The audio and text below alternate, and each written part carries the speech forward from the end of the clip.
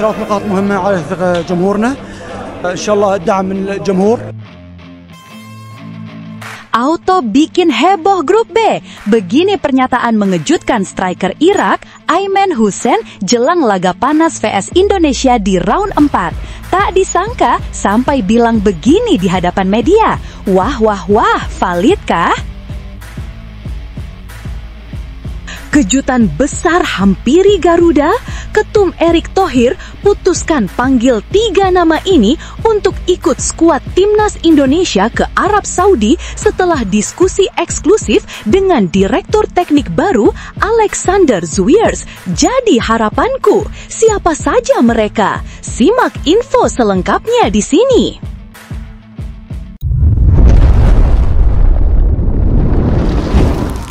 Sebelumnya mohon subscribe channel ini dulu supaya nggak ketinggalan berita terupdate Timnas Indonesia. Auto bikin heboh grup B. Begini pernyataan mengejutkan striker Irak, Ayman Hussein, jelang laga panas vs Indonesia di round 4. Tak disangka sampai bilang begini di hadapan media. Wah, valid kah? Kualifikasi Piala Dunia 2026 zona Asia kini benar-benar memasuki babak paling menegangkan. Setiap laga di ronde keempat bukan lagi sekedar pertandingan, melainkan pertarungan harga diri dan nasib sebuah bangsa. Timnas Indonesia yang dulunya dipandang remeh, kini menjelma menjadi kekuatan baru yang membuat banyak lawan mulai gelisah. Kini sorotan tajam tertuju pada duel super krusial melawan Irak. Bagi kedua tim, kemenangan berarti membuka pintu emas menuju Piala Dunia 2026 tanpa harus melalui jalur playoff yang penuh resiko. Namun ada yang berbeda dari atmosfer kali ini. Irak yang selama ini dikenal sebagai salah satu raksasa Asia mulai merasakan tekanan besar. Mereka memang datang dengan sederet nama berpengalaman, ditambah kehadiran pelatih baru Graham Arnold yang diharapkan memberi perubahan positif. Tapi alih-alih menambah keyakinan, suasana di kubu Irak justru semakin diliputi kegelisahan. Dan ketakutan itu paling jelas tercermin dari komentar mengejutkan sang striker utama, Ayman Hussein. Pemain yang selama ini dikenal sebagai predator menakutkan di kotak penalti, kali ini terdengar jauh lebih hati-hati, bahkan nyaris panik ketika diminta mengomentari kekuatan Indonesia. Terus terang, kami semua menyadari Indonesia bukan lagi tim yang sama. Saya pribadi merasa laga ini akan menjadi salah satu yang paling menakutkan dalam karir saya.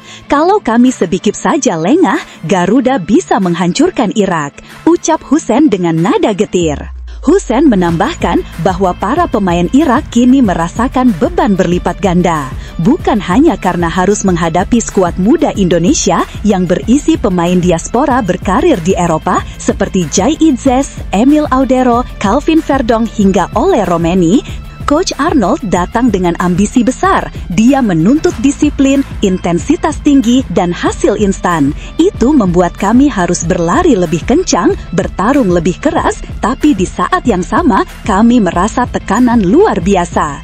Bertemu Indonesia di momen seperti ini ketika mereka sedang naik daun membuat jantung saya berdebar lebih kencang dari biasanya. Ungkap Hussein seakan menunjukkan betapa besar ketakutan yang melingkupi skuad Irak.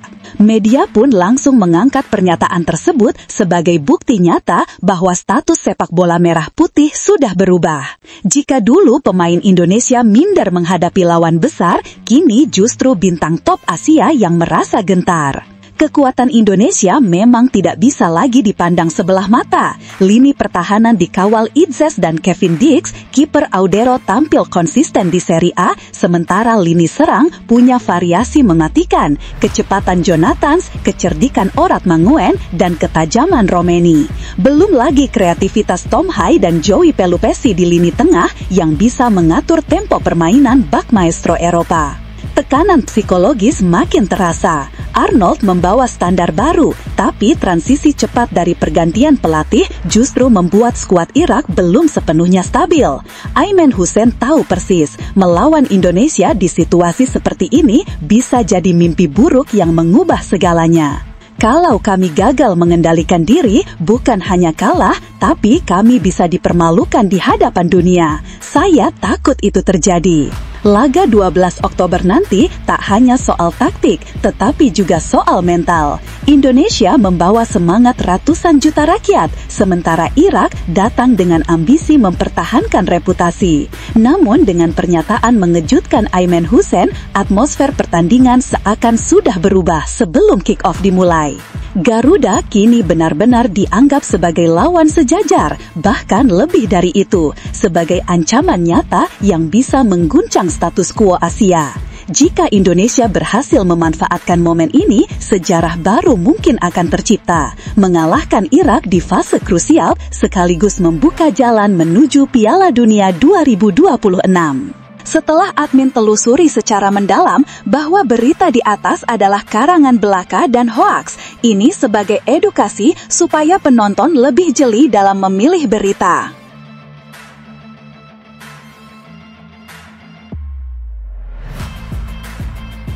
Kejutan besar hampiri Garuda, Ketum Erick Thohir putuskan panggil 3 nama ini untuk ikut skuad Timnas Indonesia ke Arab Saudi setelah diskusi eksklusif dengan Direktur Teknik baru Alexander Zwiers. Jadi harapanku, siapa saja mereka? Simak info selengkapnya di sini.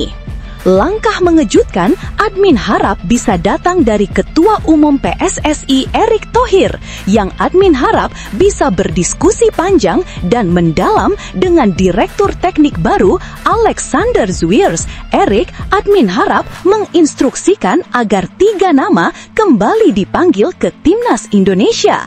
Mereka adalah Ivar Jenner, Pratama Arhan, dan Marcelino Ferdinand.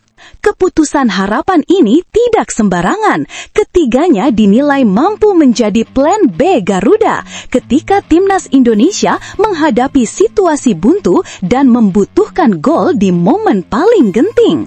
Dalam pertarungan sebesar round 4 kualifikasi Piala Dunia 2026 zona Asia, strategi cadangan ini bisa menjadi pembeda antara lolos atau pulang lebih awal. Timnas Indonesia tergabung di grup B bersama 2 raksasa Asia, Arab Saudi dan Irak. Arab Saudi versus Indonesia, King Abdullah Sports City Stadium Jeddah, Kamis 9 November 2025 pukul 00.15 WIB. Irak versus Indonesia, stadion yang sama, Minggu 12 November 2025 pukul 02.30 WIB. 2 laga ini bukan sekadar pertandingan, melainkan duel hidup mati yang akan menentukan apakah Garuda bisa terus menjaga mimpi menuju Piala Dunia 2026. Pelatih Patrick Kluivert sebelumnya sudah mengumumkan daftar 28 pemain yang dipanggil. Namun, belakangan muncul harapan admin untuk memanggil 3 pemain, Jenner, Arhan, dan Marcelino. Admin harap Erick Thohir dan Alexander Zwiers melakukan serangkaian pertemuan teknis sebelum akhirnya memutuskan langkah ini. Zwiers yang baru saja masuk ke struktur PSSI admin harap menilai bahwa Indonesia butuh variasi strategi agar tidak hanya bergantung pada skema utama Kluivert. Tim harus punya opsi lain ketika skema utama gagal menembus pertahanan lawan. Skuad Indonesia tidak bisa datang ke Arab Saudi hanya dengan satu rencana. Ivar, Arhan, dan Marcelino bisa menjadi solusi ketika tim benar-benar membutuhkan kejutan di menit-menit krusial. Erick Thohir yang terkenal tegas soal target besar, admin harap langsung mengamini saran ini karena Timnas Indonesia tidak boleh datang ke Jeddah hanya untuk bertahan, tetapi harus siap menggebrak kapan saja. Pertanyaannya, mengapa 3 pemain ini jadi plan B? 1. Ivar Jenner, dinamo tengah yang tenang. Meski baru 21 tahun dan hanya mengoleksi menit terbatas bersama Utrecht U21, Jenner tetap dipandang penting. Di bawah era Shin Tae-yong, ia sudah mengoleksi 18 caps dan sering berduet dengan Tom Hai. Jenner dikenal tenang, disiplin, serta piawai membaca jalannya laga. Ketika lini tengah buntu, kehadirannya bisa jadi penyeimbang yang membuat serangan Garuda lebih cair. Ia juga punya mental kuat dalam menghadapi laga besar. 2. Pratama Arhan, senjata bola mati. Meski jarang tampil di klubnya Bangkok United, Arhan tetap jadi ikon timnas. Sepakan jarak jauhnya dan lemparan ke dalam super panjang kerap jadi solusi ketika serangan open play mentok. Di laga dengan atmosfer tinggi melawan Arab Saudi dan Irak, set piece bisa jadi senjata mematikan. Arhan adalah pemain yang bisa mengubah keadaan hanya dengan satu momen magis. 3. Marcelino Ferdinand, kreator dan pemecah kebuntuan. Bermain di AS Trencin, Marcelino bukan hanya kreator serangan, tapi juga punya insting mencetak gol. Keberaniannya menusuk ke kotak penalti dan mengambil risiko jadi alasan utama admin ngotot tim pelatih membawanya. Ketika laga terlihat mati, Marcelino bisa jadi sosok yang bisa membangkitkan energi tim sekaligus memecah konsentrasi lawan. Bagaimana menurut kalian? Apakah harapan admin soal Pak Ketum Erick Thohir memanggil kembali Ivar Jenner, Pratama Arhan dan Marcelino Ferdinand bisa jadi kunci sukses Indonesia melawan Arab Saudi dan Irak?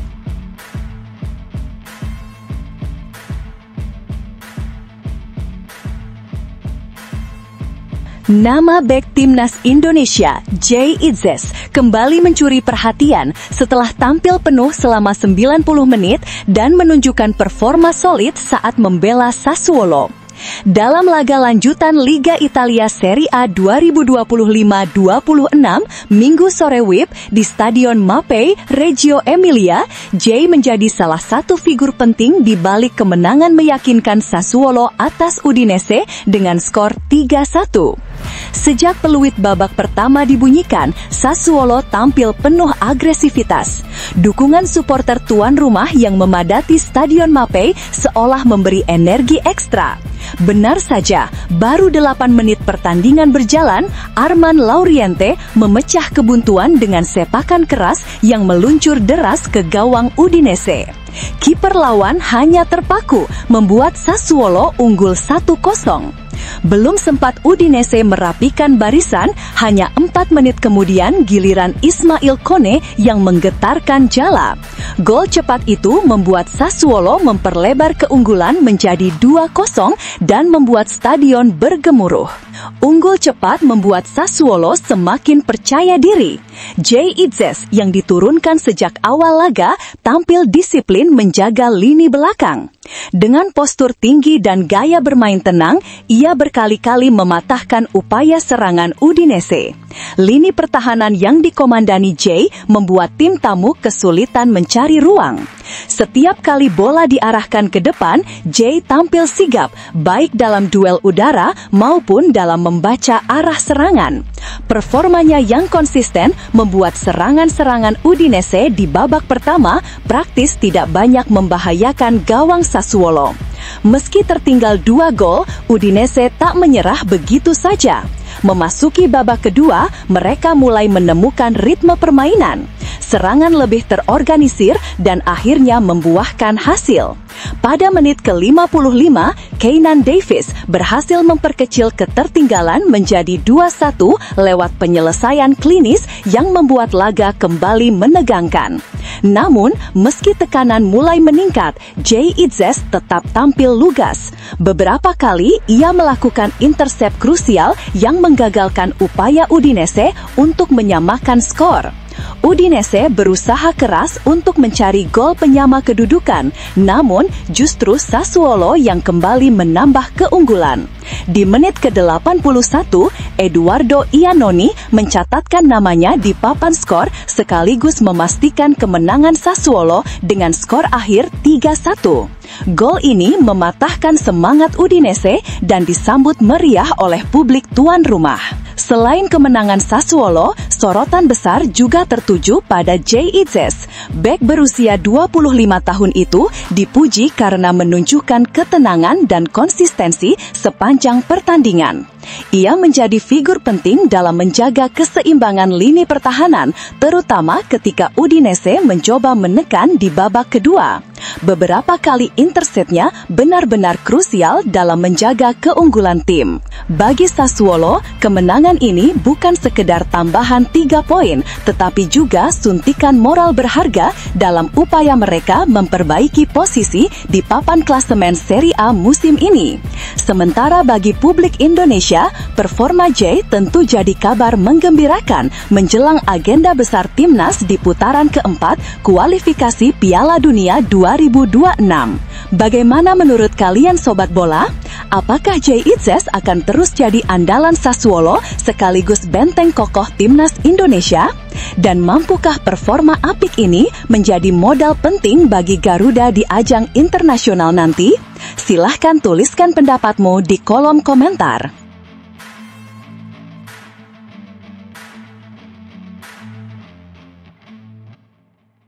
Menjelang laga panas babak keempat kualifikasi Piala Dunia 2026 zona Asia, sorotan tajam justru datang dari dalam negeri Irak sendiri.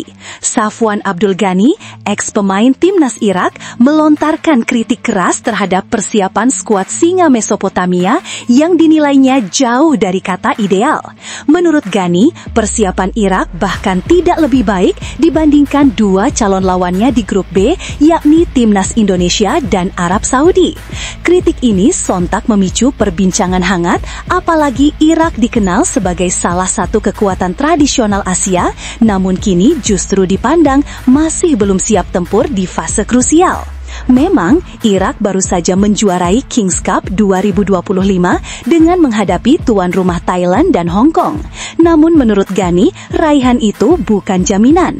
Ia menilai bahwa tim asuhan Graham Arnold seharusnya mendapatkan lawan-lawan uji coba yang lebih kompetitif, bukan sekedar melawan tim dengan level yang relatif lebih rendah. Persiapan Irak tidak lebih bagus ketimbang dua calon lawannya, yakni timnas Indonesia dan Arab Saudi. Tegas Ghani menyoroti ketimpangan persiapan yang dilakukan. Masalah semakin pelik karena waktu yang tersisa menjelang laga kualifikasi sangat singkat. Andaipun Irak menggelar uji coba tambahan, para pemain yang berkarir di luar negeri kemungkinan besar sulit hadir karena tidak masuk dalam kalender resmi FIFA Matchday. Melihat kondisi ini, Ghani pun mengajukan solusi yang menurutnya paling realistis, menggelar pemusatan latihan TC di Irak khusus untuk pemain-pemain lokal. Solusi terbaik adalah mengadakan pemusatan latihan dalam negeri untuk tim singa Mesopotamia, dengan sesi latihan intensif yang fokus pada aspek fisik, teknis, dan taktis agar meningkatkan kesiapan pemain lokal dan mempersiapkan diri sebaik mungkin menghadapi dua laga playoff, ungkap Ghani seperti dilansir dari Win-Win Senin 29 September 2025. Tak hanya itu, ia menambahkan bahwa langkah ini juga bisa menjadi cara bagi Graham Arnold untuk menambal kekurangan tim ketimbang sekedar berharap pada uji coba yang waktunya sangat terbatas. Saya percaya solusi ini bisa menyelamatkan tim dan pelatihnya, Arnold, yang berharap mencetak prestasi baru di luar negaranya, lanjut Ghani penuh keyakinan. Lebih lanjut, Ghani menilai staf pelatih di bawah komando Arnold masih punya waktu untuk bekerja pada detail-detail kecil yang sangat penting, bukan sekedar soal fisik, tapi juga hal teknis yang kerap jadi kelemahan tim Irak. Staf pelatih yang dipimpin oleh pelatih Australia Graham Arnold mampu memanfaatkan waktu yang tersedia dengan bekerja pada detail penting, jelasnya. Ia bahkan menekankan pentingnya melatih aspek spesifik seperti gaya pressing, organisasi lini, serta memperbanyak latihan teoritis dan praktis, alih-alih berharap pada laga uji coba yang bisa jadi tidak memberikan manfaat signifikan. Ketimbang menunggu laga uji coba yang mungkin tidak memberi banyak manfaat baginya dan dan staf kepelatihan, terutama dengan waktu yang terbatas dan beratnya tugas pungkas Gani. Sebagaimana diketahui, babak keempat kualifikasi Piala Dunia 2026 zona Asia akan berlangsung pada 8-15 Oktober 2025. Di fase ini, Irak tergabung dalam grup B bersama tuan rumah Arab Saudi dan timnas Indonesia. Pertandingan ini diprediksi akan berlangsung sengit. Arab Saudi punya keuntungan sebagai tuan rumah, sementara Indonesia sedang dalam tren positif dengan skuad penuh pemain bintang. Kritik Gani membuat publik semakin penasaran, apakah Irak benar-benar tidak siap atau justru mereka sengaja merendah untuk mengejutkan lawan. Bagaimana menurut kalian sobat bola? Apakah kritik Safwan Abdul Ghani ini tanda bahwa Irak benar-benar goyah jelang melawan Indonesia, atau justru hanya strategi untuk memancing lawan agar lengah?